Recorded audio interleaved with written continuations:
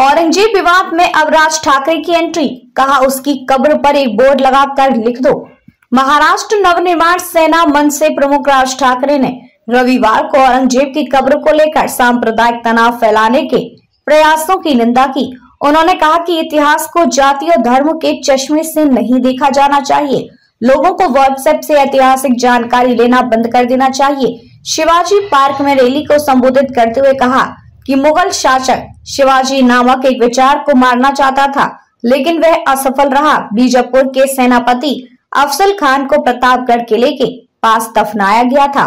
छत्रपति शिवाजी महाराज की अनुमति के बिना ऐसा नहीं किया जा सकता था। इतिहास की किताबें पढ़ने की सलाह। उन्होंने कहा कि क्या हम दुनिया को यह नहीं बताना चाहते कि इन लोगों ने मराठाओं को खत्म करने की कोशिश की, लेकिन इसका उल्टा हुआ। यहाँ उनका सफाया कर दिया गया। व्हाट्सएप पर इतिहास पढ़ना बंद करें, इतिहास की किताबों में गहराई से उतरें। ठाकरे ने हाल ही में रिलीज हुई फिल्म चावा को देखने के बाद अचानक छत्रपति शिवाजी महाराज की बहादुरी को महसूस करने वालों पर कटाक्ष किया। उन्होंने कहा कि कुछ लोग फिल्म देखने के बाद जाग गए हैं। फिल्म के सिनेमाघरों से उतरते ही उनका हिंदुत्व खत्म हो जाएगा।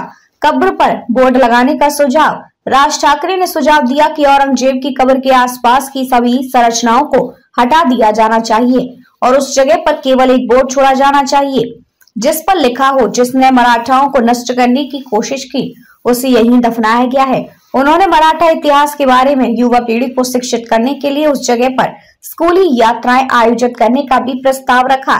धर्म के नाम पर नदियों के प्रदूषण की आलोचना करते हुए ठाकरे ने कहा, कुंभ मेले के दौरान गंगा में डुबकी लगाने के बाद लाखों लोग बीमार पड़ गए।